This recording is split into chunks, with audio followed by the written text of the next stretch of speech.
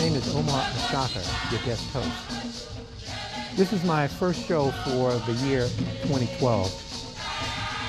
And I want to send out a very special thank you to Mr. Jerry O'Connor, producer, director, Mr. Lawrence Times Jr., cameraman and host, Mr. Kofi Roberts, and I want to send out a very loving and warm appreciation to our producer, Miss Gloria Fleming.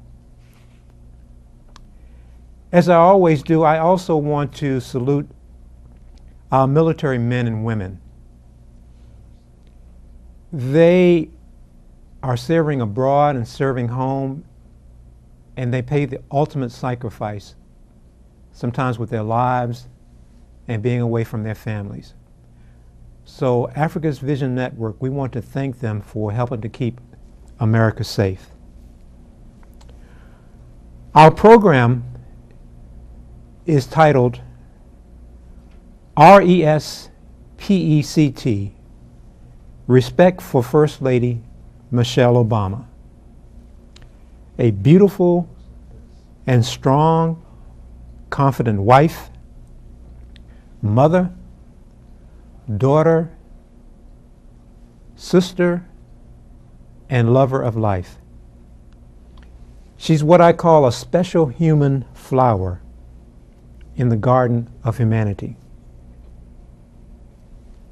First Lady Michelle Obama, perfect? No. But genuine? Yes. Liked by everyone? No. Raised with dignity and value? Yes. Lives life like she's ordinary, but has accomplished things that are extraordinary. RESPECT, respect for First Lady Michelle Obama.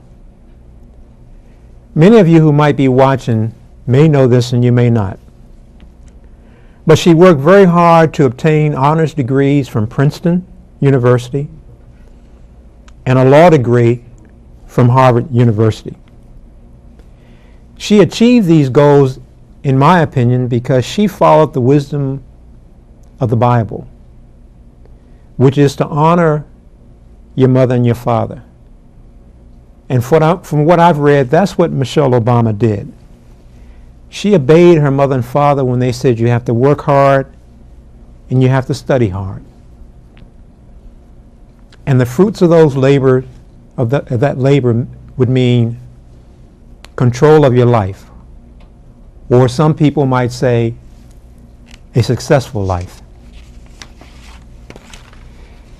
Michelle Obama, at a very early age, from what I've read, had a passion for reading. It started because she had a lot of admiration and to some degree was in competition with her brother, who was 2 years older than she was. And from what I understand, he was an early reader. So Michelle followed suit to that. But bottom line, when it comes to reading, Mrs. Obama and her brother, Craig Robinson, are true examples of what early education can mean for children.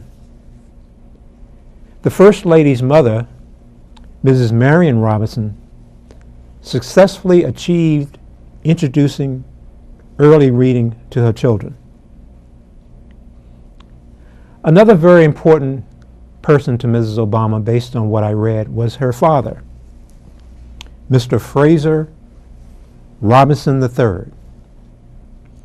He was very instrumental in guiding Mrs. Obama and her brother on a journey to accomplishing things in life. Her father was described as a strong, big man that was a talented boxer and swimmer. However, he was challenged with multiple sclerosis, MS. Around 30 years of age, shortly after the First Lady was born, from what I've read, Mr. Robinson's health began to go down. He went from being unable to walk with a cane to crutches to a motorized cart. Mrs. Obama adored and worshiped her father, which translated into what I call just an abundance of love. And we all know when you have love in your family, and when you receive love, in particular as a child, you grow up feeling secure. And from what I've read, despite his challenges, Mr. Robinson was a very positive gentleman, and he didn't complain. And from that experience, from what I gathered, this is what gave Mrs. Obama the tools to deal with the storms of life. And I'm sure lately, as the First Lady, she's really had to rely on some of those tools. She also had an early political experience with her father. From what I understand, he was a precinct captain in Chicago, and he would go door to door, again, despite his disability, as she called it, and register people to vote. It's been said that when Mr. Obama was campaigning, this brought back memories to Mrs. Obama about her father. Respect for First Lady Michelle Obama. Why? Because she had a champion and a hero as a father. He was a man of dignity who prevailed to provide for his children despite his illness. What was unique about his challenges, from what I understand, is that once again, even when his health was deteriorating, he never complained. He was a faithful father, husband, community worker, and lover of life. Michelle Obama, from what I understand, because of the struggles at home with her father's illness, she learned structure and organization early on in life.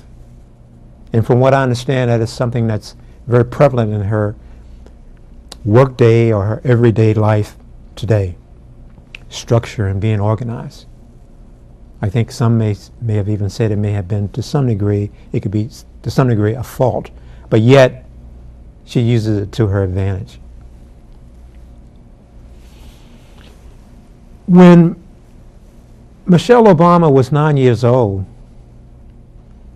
her mother said that Michelle raised herself. She had her head on straight very early.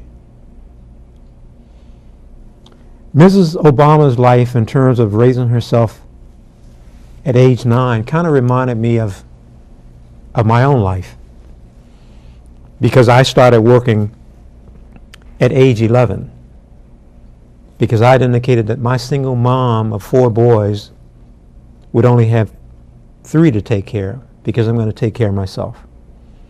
And in reading about Mrs. Obama, it appears as though she was also trying to lighten the burden for her parents. And this is why she became somewhat independent very early on. Some of the quotes that Mrs. Obama has come up with that are kind of memorable, I'm going to read a few of those to you. One, she mentioned, you can make money and have a nice degree, but what are you learning about giving back to the world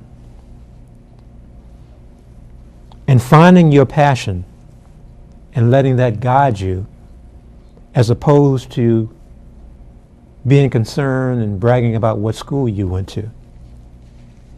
Here's another quote. I wanted to have a career motivated by passion and not just money. Real change comes from having enough comfort to be really honest and say something very uncomfortable. These quotes let me know why Mrs. Obama early on said some of the things that she said. But she was being true to herself. Here's another interesting one she said. I did exactly what leaders in my community told me to do. They said, do your best in school, work hard, study, get into the best schools you can get into. And when you do that, and I'm quoting, baby, you bring that education back and you work in your communities. One last quote I'll share with you. When I think she came up with this when it started becoming evident that she was going to become a first lady. I don't think I can honestly emulate somebody else. I think I can only be me. Who I can be in this role as First Lady. And that's going to come with all the pluses and minuses and baggage and insecurities and all things that I'll bring into it, plus my hope and dreams along with it. You know, as I was reading and doing a little research on Mrs. Obama, there's a lot of substance to Mrs. Obama that perhaps we as the public, we're not aware of if we haven't read about her. She has a lot of character. She has a lot of wisdom. She's no nonsense. She has, and I think it was admitted she has a temper. I think there was an example where one of the teachers called Mrs. Robinson, her mother, and said that your daughter has a temper. And Mrs. Robinson, her mother, said, well, yes, I know. Something like, I still love her, but I'm going to keep her anyway. Having a temper, I don't believe, is always negative. There might be a time when that's useful. Respect for First Lady Michelle Obama. Why did I come up with that title? Well, most of us know that there's been a lot of negative things said about the Obama family, Mrs. Obama in particular, President Obama, and even their lovely daughters, Sasha and Malia. I'm going to share with you some specific examples that I found extremely disturbing. And by the way, I have with me a copy of the Constitution of the United States of America. And the Constitution does allow us to have freedom of speech. But I would think that some of us in certain positions that we would not only exercise that right, but that we would also, when we do use it, we would use it with dignity and respect. Let me share with you a couple examples of some things that were said about Mrs. Obama that I don't think was showing much respect. There was the House Speaker in Kansas apologized for forwarding an email that made fun of the First Lady's appearance. And she was referred to as Mrs. Your Mama. And I'll repeat that. She was referred to as Mrs. Your Mama. Now, even though this was a state official, government official, to me that was disrespectful. The Republican's name is Mike O'Neill, whose apology was first reported in the Lawrence Journal World, which said he forwarded the email without even reading it and had no idea it referred to Mrs. Obama with a blatant racist slur. But this gentleman went on to say that he still got cracked up behind this cartoon of Mrs. Obama, which he clearly intended to forward. And he said it was the cartoon of Mrs. Obama getting her hair blown by the wind, next by, kind of next to a drawing of Dr. Seuss' Grinch, who stole Christmas. The caption asked, "Twins separated at birth." This public official found that to be funny and raced to send it to others by way of an email. He further claimed that he found this cartoon to be interesting and he sent it by way of an email because he had bad hair days.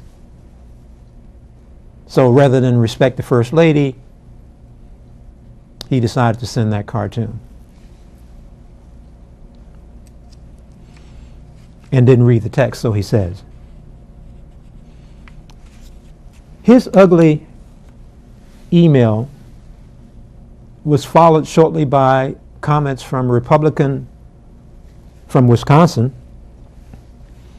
Representative James Sensenbrenner. Not long before O'Neill's comments, Mrs. Obama posterior became a point of discussion. From what I've read, this representative said that here Mrs. Obama is going around lecturing us on what to eat, and she has a large posterior. Once again, I recognize that the Constitution allows this congressman to express himself. And by the way, it also allows me to express myself. But as a congressman,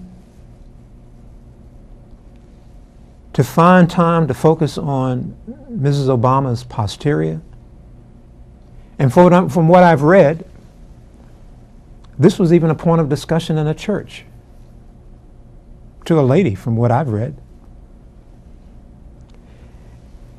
And it's really interesting about Congressman Sensenbrenner, because let me share with you a little bit of information that I found out about him when I did a little research.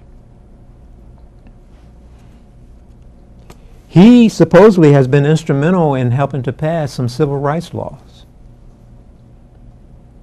And while I respect and appreciate that, I find it interesting that someone who would push for the civil rights of a certain group of people would also find the mindset to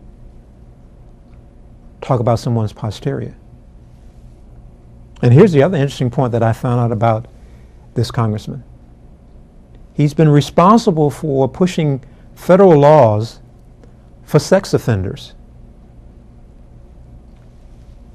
And again, that's admirable. I mean, I have daughters, I have females in my family, I have female friends, so we definitely want to keep sex offenders in check. And so I salute him for what he did. But on the other hand, if you're talking about the First Lady's posterior, to me that's a form of a sexual offense. This congressman, I believe, has been on Capitol Hill since I think the mid-1970s. And we're all human, we all make mistakes. But from what I've gathered too, his apologies have been somewhat insincere. Not sincere, I'm sorry. And I have to wonder, why would an accomplished politician who's helped push civil rights laws, who's helped write laws for sex offenders, find time to talk about the First Lady's body? That's not showing respect. Time is moving on, and there's so much I could say about the mistreatment of the Obamas. But thank God that they both have been raised in such a way that they're prepared to deal with these storms. And no matter what people say, and let me say right quick what happened when he flew into Arizona and the governor of Arizona found reason to place her finger in his face. Not a lot of us would have been able to take that. But the president remained calm, collective, and presidential. Some form of ignorance is hard to fight. It's just like fighting the wind that's blowing. You try to fight the wind that's blowing, you're not going to win. So some foolishness and stupid behavior, you don't dignify it. And to me, President Obama demonstrated strength and diplomacy when he had to encounter that. And once again, when you know who you are, those things don't bother you. And fortunately, love and his upbringing has prepared both him and Mrs. Obama. As I wrap this segment of the show up, I just want to say that Mrs. Obama does not deserve the ugliness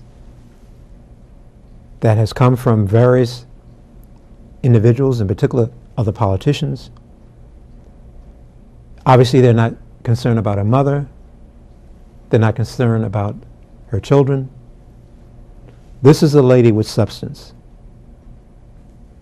And perhaps if people would familiarize themselves with how she was raised, they would understand that this is a human being who wants to make a difference.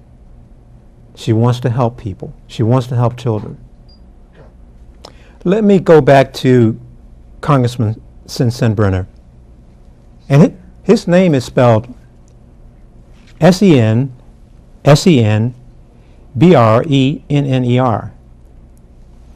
His remarks about First Lady Michelle Obama's posterior, in my opinion, should generate a call for him to resign. And at a minimum, a reprimand by his congressional colleagues. How would he feel if his name was changed from James Sensenbrenner, but rather than be spelled Sen, it would be Sin, Sin. I'm sure he wouldn't appreciate that. Also, to my surprise, unless I missed this, and I may have, and my apologies if I did, where was the Black Caucus? In particular, Eleanor Holmes Norton. Where was Maxine Waters?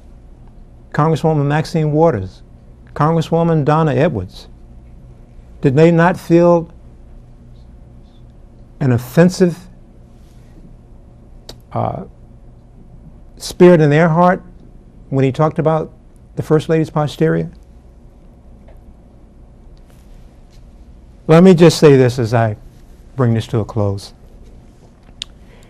Respect for First Lady Michelle Obama shall prevail, even against the voices of foolishness and stupidity.